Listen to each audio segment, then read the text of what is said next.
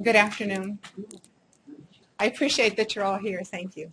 So the purpose of this presentation really is twofold. First of all, it's to provide you information on the Learning Commons. So with the folks in the library, the last time we met and we talked about this project was in the spring. Lots of things have happened since then. Planning. Not physical things, but lots have happened, and we want to bring everyone up to speed. We also have new employees, and I welcome all the folks from ITS that are here. Thank you for coming. So you'll get an opportunity to learn a little bit about the Learning Commons. The second purpose of this presentation is really for you to ask questions. We're going to ask that you please hold the questions to the end if you can, because we do have a different group of presenters here, and we'd like to get through the presentation process. But please feel free to ask questions. The experts on the project are all here in the room, and so they should be able to address every question that you have today. Okay, well, can you let them in through the back? Thank you. Okay, so just a couple of administrative notes. I'll ask the folks that are actually coming up to present to stay right around this area as we are recording this presentation for those who cannot be here today. And also all of the slides and the information that we will have available to you today will be available on the library LibGuide, and the address for that is libguides.unf.edu, Library Learning Commons. These are basically the topics we'd like to cover with you today. First, we'd like to do an overall project description and background. We do have lots of folks that are new in the library and our guests, so we want to bring you up to speed. And to do that, I've asked Zach Oveda. Zach is the Director of Campus Planning, Design, and Construction, and he and I are going to give you a bit of a timeline, how we got to where we are today, and also an overall scope of the project. Then to discuss floor plans and designs, I had invited Carly Cole, our designer from Purdue. She could not be here today. And also the architect, Melody Bishop from Akel, Logan, and Schaefer. She could not be here today as well. So I'll go ahead and cover that portion. Then we're going to go in and discuss a bit of the technology. As you know, the scope of the project grew, and it includes the ITS Help Desk Call Center. And to talk about that is Jeff Durfee. Okay, I think he's helping getting some chairs. Oh, Melody Bishop is in the back, as you can see her back there. Okay, and Jeff Durfee just walked into the room, and and Jeff is the Director of Networking and Security. And then Michael Cusack will be talking about technology in the libraries, and Michael is the Director of Library Systems and Technology. And then we're going to go into the actual renovation phase of the project and the timeline, and to do that we have Tom Hanley. Tom is the Project Director from Elkins Constructors, and Scott Humphreys, who will be the Site Superintendent, also from Elkins Constructors. And then at the end, I'll talk a little bit about our communication plan. In other words, how we plan to keep you informed of the activities that will be taking place in the library, and then we'll open it up for questions. And for those who do not know me, I'm with Sandra Carmichael, the Director of Public Services at the library. Good afternoon. When I was invited to be involved in this project, I was told this is a Library Learning Commons. I didn't know anything about Library Learning Commons, so I started reading what it's all about. And the key elements of a Library Learning Commons, the way I understand it, is that libraries are moving away from a repository of books. In fact, it's becoming a repository of information. And the concept behind this entire project is to create an environment where students can come in, either collaborate in groups working with technology, or work on their own and using also technology. With the advent of technology nowadays, you can access information worldwide, and you're not limited to a classroom or to a room like this. With computers, you can access anything you want, and you can collaborate with students, and that's how students are learning nowadays. So that's the concept behind the library learning commons the way I understand it. In order to achieve this, I wasn't involved in 2011. I'll do this, yeah. I was involved earlier. Right. But I think it was about 5 months ago that I was involved. Anything else? I mean, I can continue. But I think that's good. Thank you.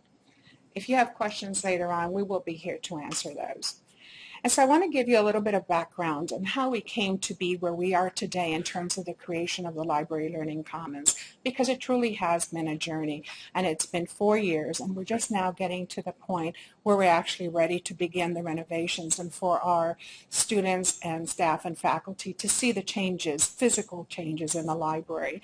So in 2011, the Learning Commons, our previous dean, Shirley Hallblade, listed the Learning Commons on the UNF Information Technology Strategic Initiatives document. So that was the first time that it sort of appeared on campus as a possibility.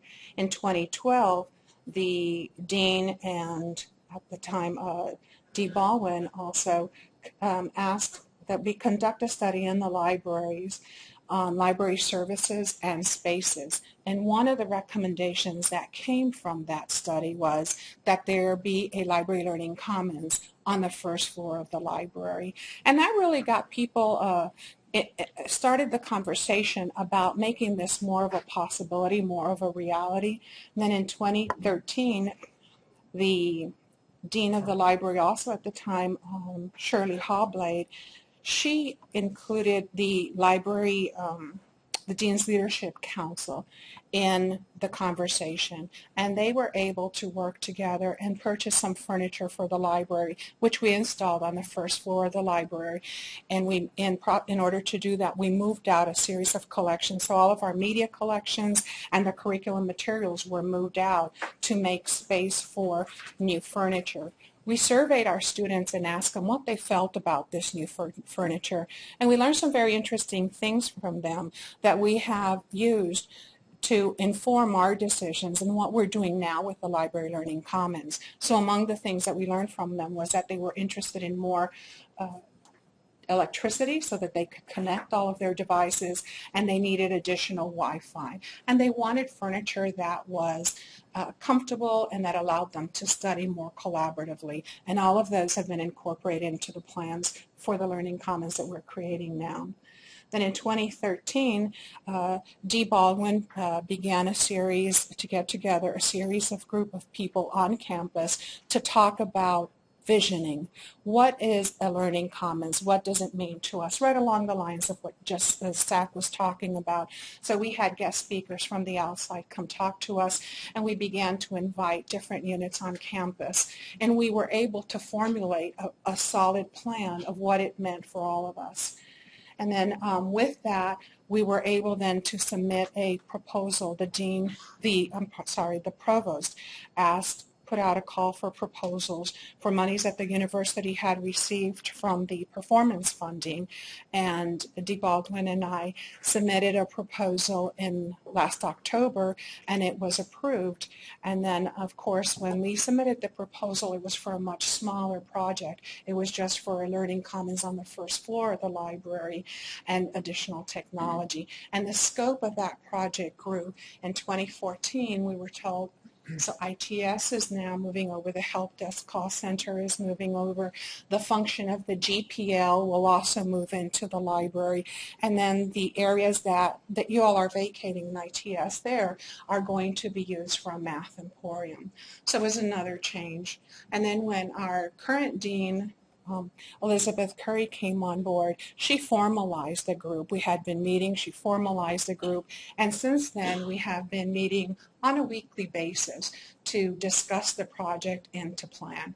And so we've been in the planning phase steadily since about February, and so now it's October and we're getting ready to move out of the planning phase into the actual renovation phase.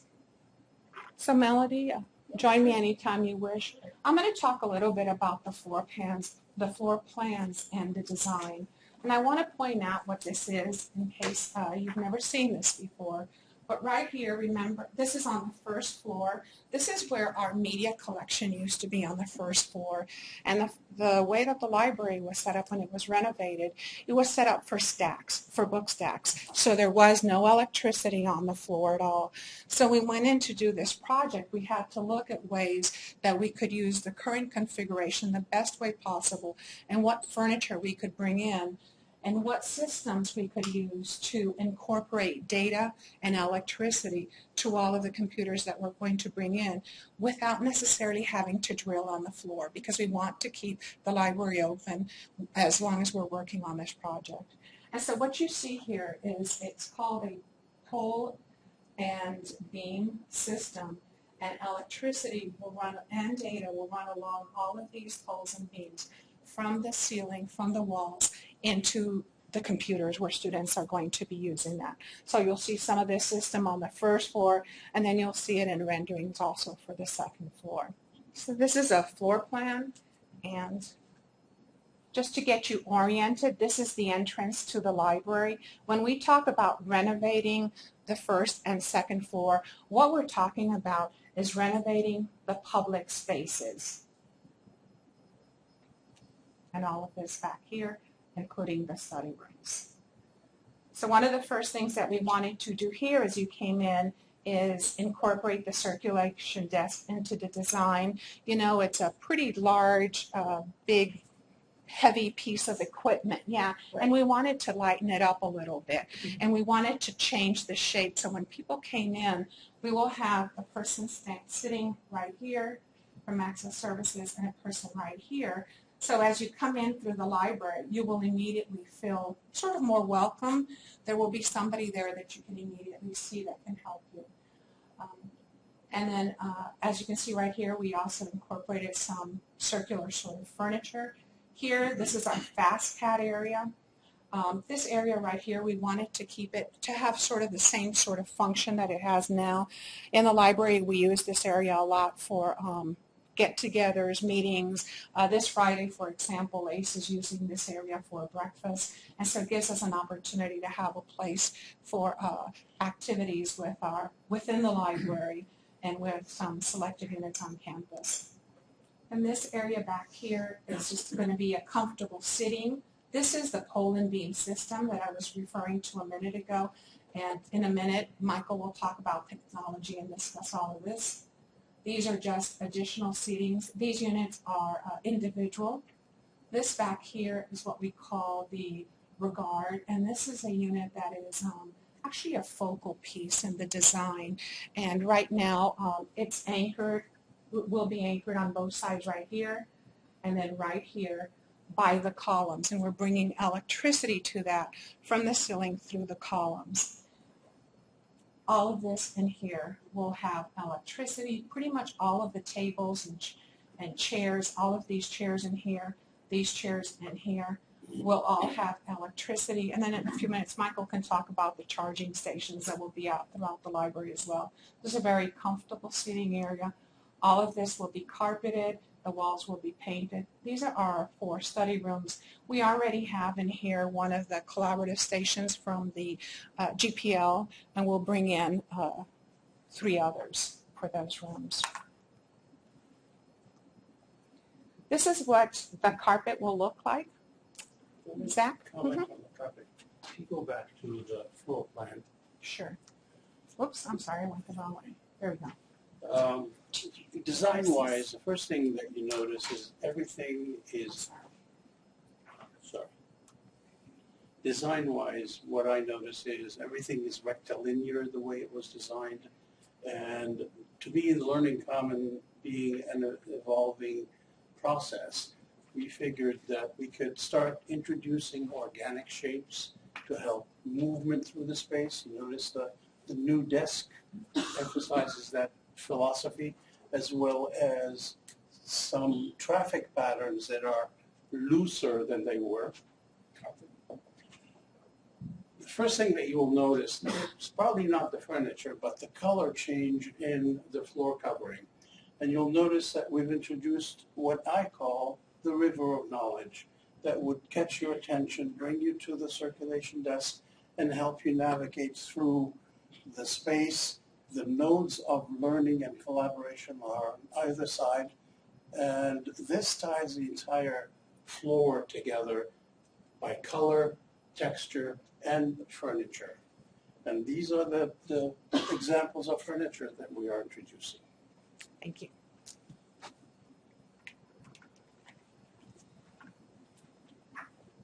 Oops, there we go. So this area here is the area that I was telling you that was the focal point. This is one of our, this is a round column right now. This is a round column. Those will be squared off.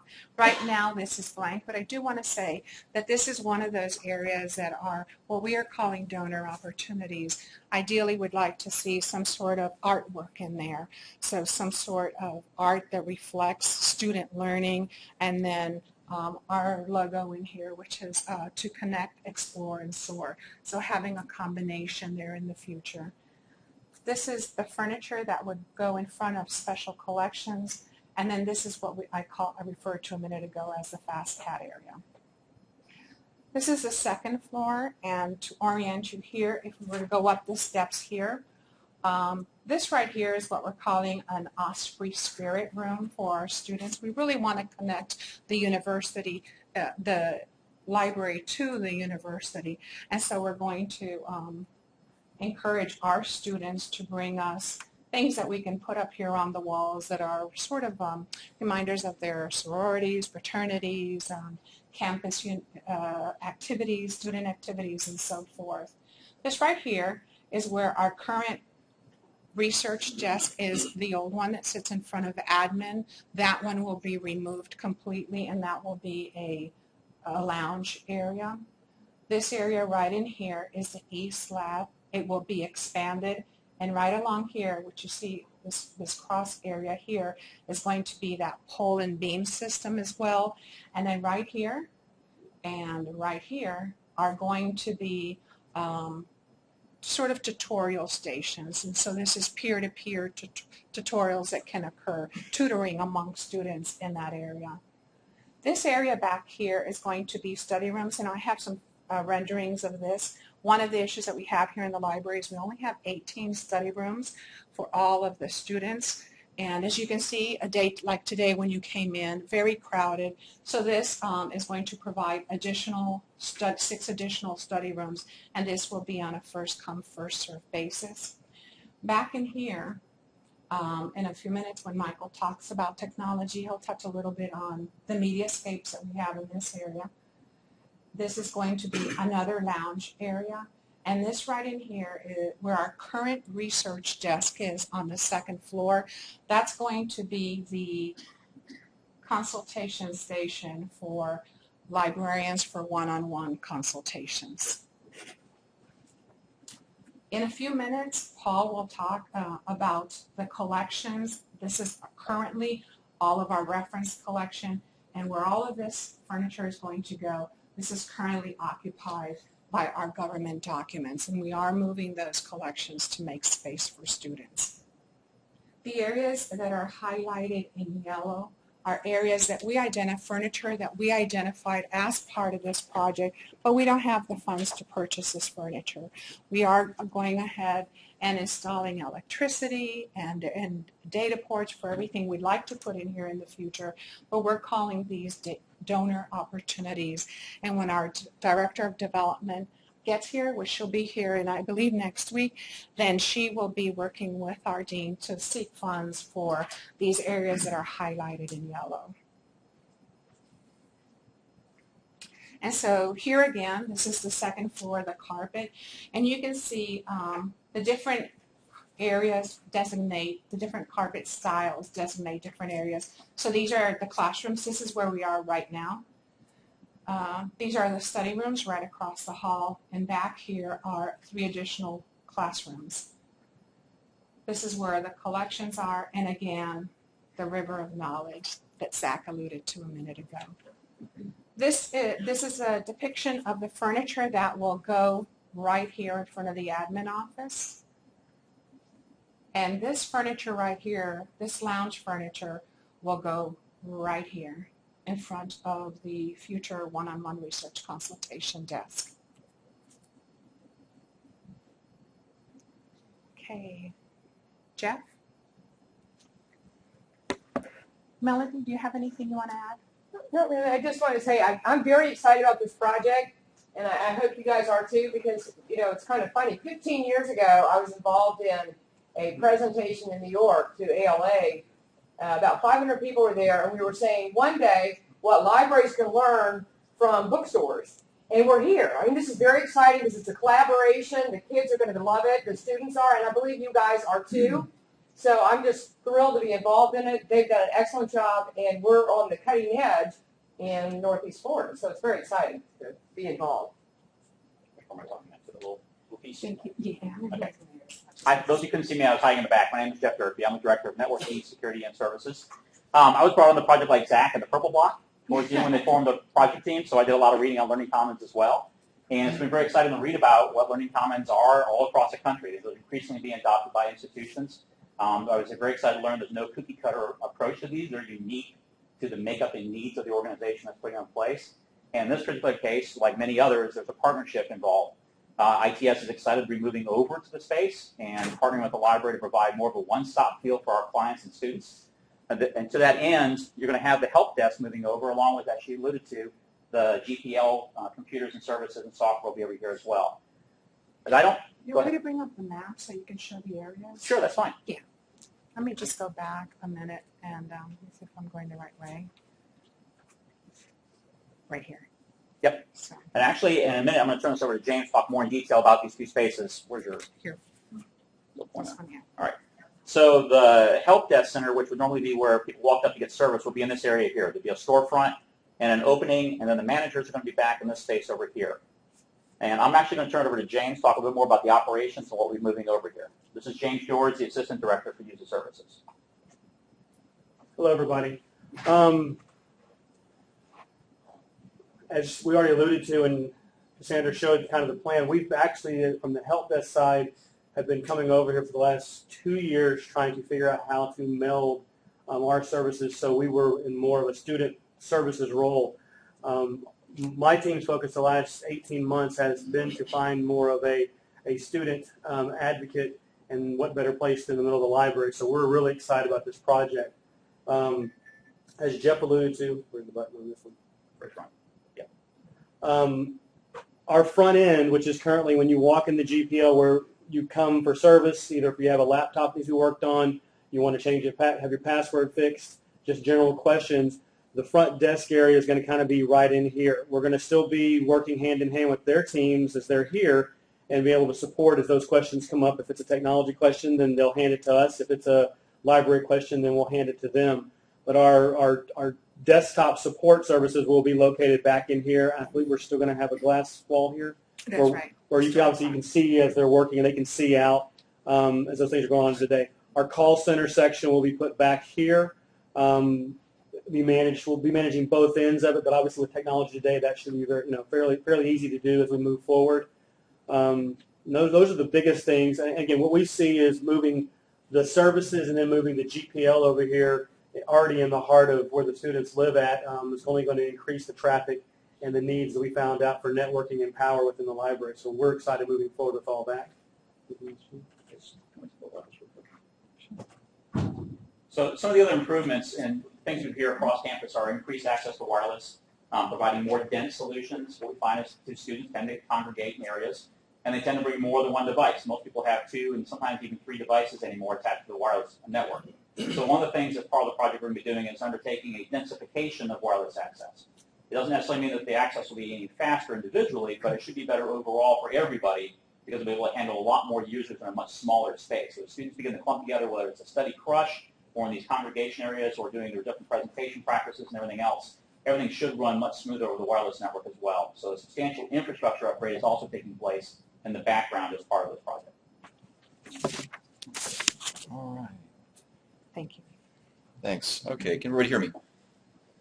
So for those of you in the back, yes, the Director of Library Systems Technology brought up a photocopied piece of paper to reference here. We're going to talk about what kind of technology are we putting in the hands of the students. This is something that we're very excited about, and I'd say the first thing that we're really pleased to be acquiring will be iPads for checkout. So we're going to pick up 40 iPads to circulate, like we're doing with the laptops right now, and those will be keeping behind the front desk. And we are looking at some very interesting storage options to make it as easy as possible to quickly get those in and get those out, because we're seeing so much great success with the laptops right now. Building on the success of the laptops, and yesterday afternoon I saw that all 40 of our existing laptops were checked out. We're going to acquire an additional 40 MacBook Airs, and we chose the MacBook Airs because those we're seeing the data and the requests that people are asking for those. That's where our students' preferences lie. Now, also, Lysandra talked about the Steelcase Virtual Puck, and we're very excited about that. And you have a fairly good representation right here. Actually, it's very good except for a minor change. What we're looking at is doing, instead of one monitor, that students can bring their laptops up, plug into the middle, and have a shared control. So they can take their laptops, they can bring our laptops and share control of the screen. The difference is that right here along the west wall, we're looking at dual monitors. So you'll have two 37-inch screens side by side that they can share, switch around, alternate, and such as that. So we have 5 of them going back there. We have a 6th one. I don't know if you probably didn't notice, it's right near the help desk, actually, down on the 1st floor. And then we have a 7th one that is a mobile that will give us some flexibility to move around. It could be the 1st floor, it could be the 2nd floor, wherever we choose to put it, or wherever maybe perhaps the students choose to put it. Now that will be a single 42-inch screen. So that's quite a bit of real estate for the students to share. Pleasantly, the video adapters for students for laptops these days and for all of our laptops are common, so we're not going to worry about special adapters. It's going to work at the very least with everything we check out. So there won't be extra parts for CertDesk to check out. And finally, as far as new technology that we're going to acquire is I hesitate to use smartboard. That's kind of got a brand to it, but we all know what smartboard is. The touch collaboration type devices. We have a couple of them in the classrooms back here. We have one in the small conference room, and we're looking at the classroom that we're acquiring here in the back, 2115. We'll be able to add a collaborative station there and allow students to work together, to touch, to annotate and mark up. And that's part of the word has just left me, the presentation room. Thank you, is the presentation room. And we think that there's a great opportunity for students. We know they are very interested in having a place that they can come to practice. And as they work together on these shared presentations that they're doing so often for classwork, they'll be able to make live annotations right there, record it, capture it, save it, send it. And that's it for I think the acquired technology pieces we're grabbing out. Lysandra did mention the charging bit, and I don't know, Carly, I think Carly would have loved to talk about this, but the furniture is very exciting. That the furniture has power outlets. Say nearly all of the furniture that we're getting has power outlets, and this is great. I know we all are getting accustomed to seeing cables run across the floor everywhere as students are trying to plug their laptops in next to the computer that they might be using as well. So we have those outlets right there, and I'm particularly pleased to hear that we're going to be having a lot of USB ports as part of the outlets in our furniture as well. And I'm sure everybody, I'm sure more and more you're starting to experience that your phone, your iPad, and everything else, you're looking for a place to plug in that USB port. So we're thinking about, what are the students using now, not what were they using or what will they be using in the future. I think that wraps it up. While you're saying it, what's interesting too is the way the system is. This is something that Zach suggested, and you guys said, "Oh yeah, let's do it."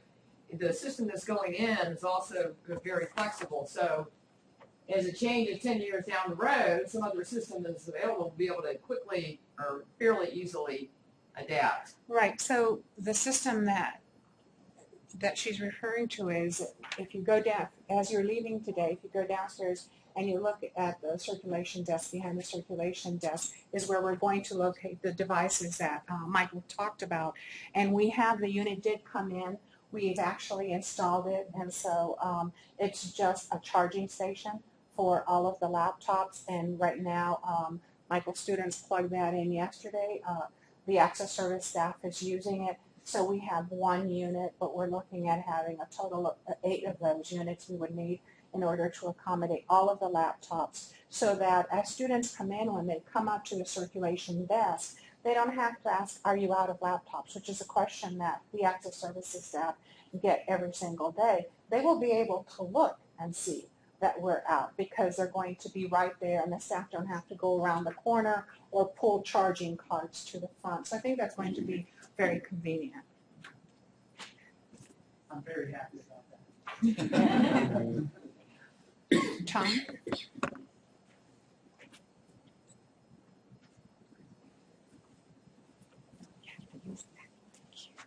Thank you. Good afternoon. My name is Tom Hanley. I'm with Elkins Constructors.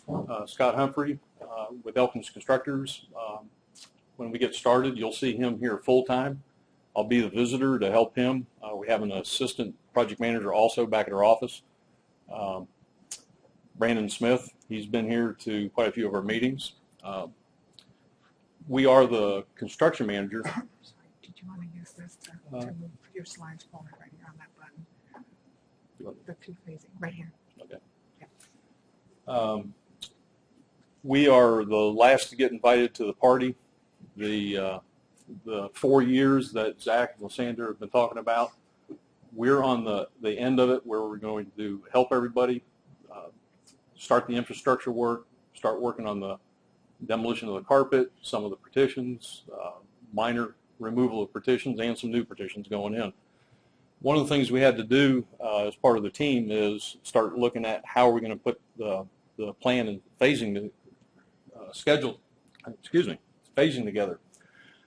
There's multiple areas and there's multiple floors, and one of the keys that Zach and Lysander brought up at the first meeting is we need to minimize disruption to the students and the faculty and the staff as we progress through the project.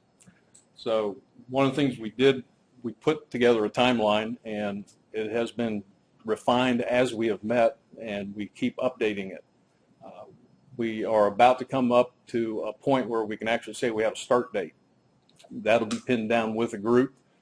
The schedule will be revised. If you look at it, it's a little bit difficult to read, but the fine print, I think we've got like an overall about 6-month period of time. Incorporated into that is the movers, the technology people, the carpet being torn out, the carpet going back in, and then finally the furniture being set, and then technology hooking everything up. I don't want to oversimplify that. You guys, I believe, have the harder job is when you flip that switch at the very end and everything is operational. We don't do the furniture. Somebody else is doing that. We're going to take care of the floors, the walls, the electrical, the raceways to get the IT infrastructure in place. When we started looking at the project at the very beginning, one of the things we wanted to do was progress through the building and try to minimize the disruptions. The second floor is probably going to be one of the more challenging, difficult areas to start with. And what we did was we started organizing it in phases. Where the racks, the stacks are right now, this area, phase 1, there's going to be some furniture going back in the middle of it, but there's going to be new carpet underneath that entire area. Phase 2 area, that area is where we're going to be having to move equipment and materials into. So that will be our jumping off point. That will be one of the biggest challenges we're going to have at the beginning of the project.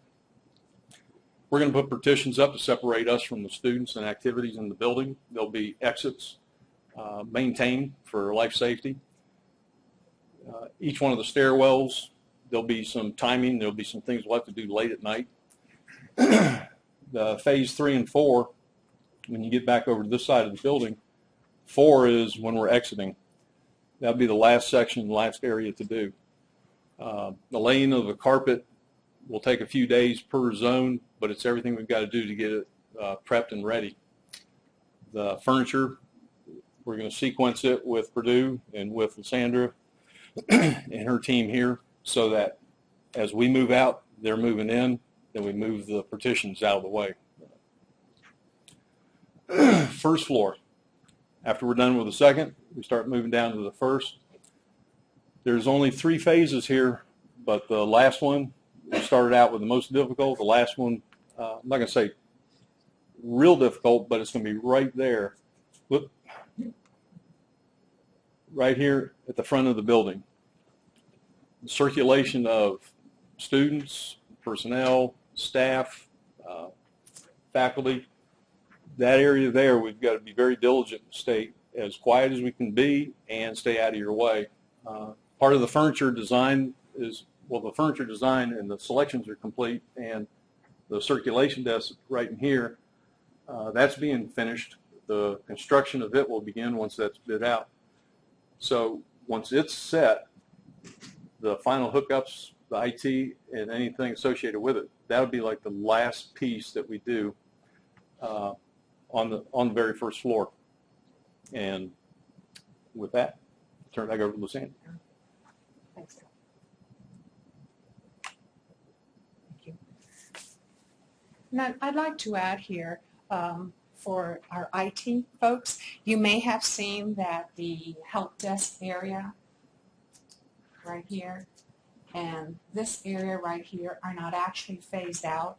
We are doing them, but what we're doing is we're leaving those areas open because as the project moves along, there may be things that are unforeseen that may require that we adjust the schedule. And so we're going to try to take care of the areas behind sort of behind the scenes in terms of our students. We're going to try to accommodate those areas when we don't want to be working out in the public where our students are here. So just know that they're still in there, because the other thing that we don't really want to do in terms of this project is we don't want to close the library. We do want to keep the library open throughout the project. So those areas are going to be a little bit more flexible, and once we get our schedule started, we'll be able to pinpoint those areas a little bit more. Can everybody hear me? Hi, I'm Paul Mosley, Head of Access Services. A lot of what I'm going to talk about has been briefly covered today already. Basically, we're going to be flipping the workroom area and the Access Services workroom. And basically, no, I need the first floor. There we go. So, man, I just messed that up. So, there we go. All right, so we've got the workroom area. Most of the cubicles and Access Services are going to be relocated.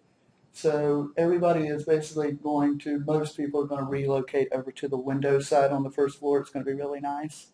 The landscaping is going to be reused as much as possible, and additional infrastructure like electrical and phones is going to be added as needed. As far as Rob is concerned, let's see, who's in special collections, he's going to be moved to room 1505 once the newly constructed office is made. So, Robert, once we get that office done, you'll be relocated. As far as furniture, I think Tom touched on it. We're going to be doing it in phases as the construction progresses throughout. We have different people assigned to different areas, so they'll know which pieces need to be moved or relocated. We're going to use a color-coded tag system, so it should move pretty smoothly as we proceed through the phases. You're going to see furniture that's currently on the first floor being moved to other floors in the library, and you're also going to see furniture that's up, the older furniture especially, is going to be moved down to the first in preparation of removal. So there's going to be a lot of moving going on of the furniture as the different phases take place. As far as the collections are concerned,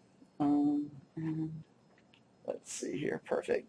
As far as the collections are concerned, we're in the process of awarding a contract for the collection move. We've already compacted the first couple of rows in reference. We've scrunched it. The remaining area here is going to be moved to available shelving on the fourth floor, and possibly the third if necessary. Once that happens, all the items in government documents will be moved into the open shelving that will be opened up. Now, once that takes place, the shelves will have to be lifted and moved in preparation for the carpet. So all that has to transpire so we can put in our carpet.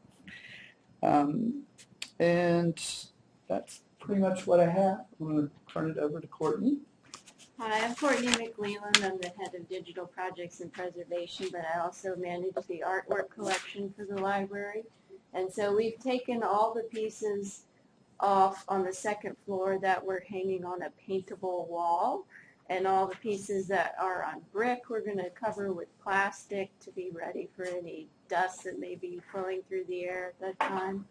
And so as walls are dry and carpet is laid and we can move in and rehang pieces, we'll do that. And as the project moves along, we'll go to the first floor and take off whatever we need to take off. But there are far fewer pieces on the first floor, so the bulk of that work has been done. So the pieces that we took off the wall are on a campus inventory, which we've updated with their temporary storage locations, and we work with Jim Musa on those things. So thank you. And so finally, I want to talk very briefly about the communication plan.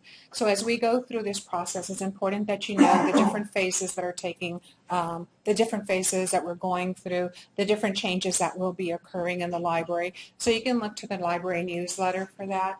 In terms of the campus-wide, there will be updates on the Osprey update. There will be, we're working with Maria. Is she still here?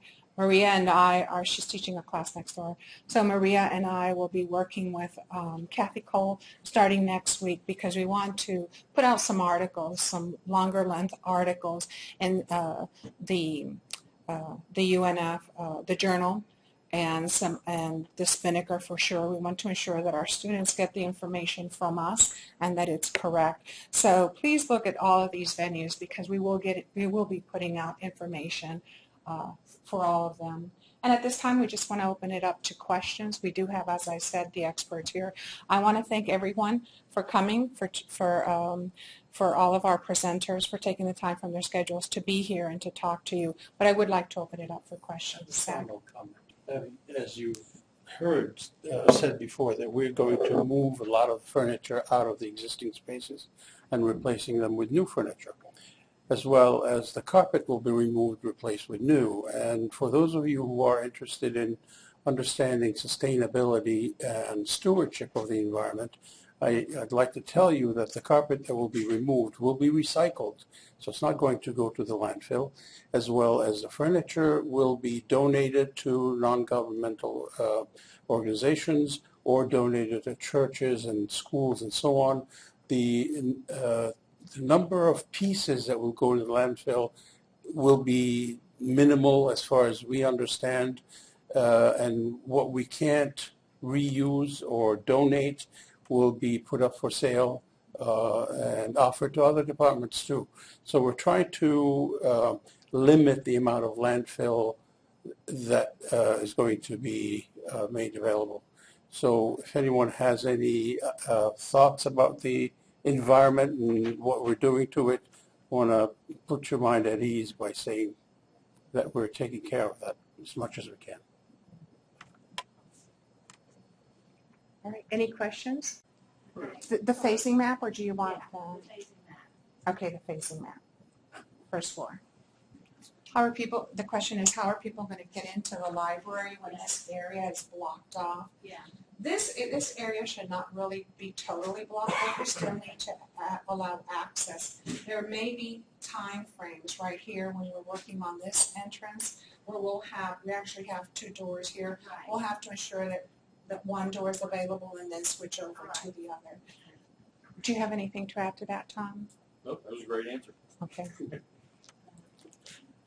I would. Paul? And also critical pieces of construction, let's say for some reason we had to work in that area, we would work with Tom to do that after hours were closed.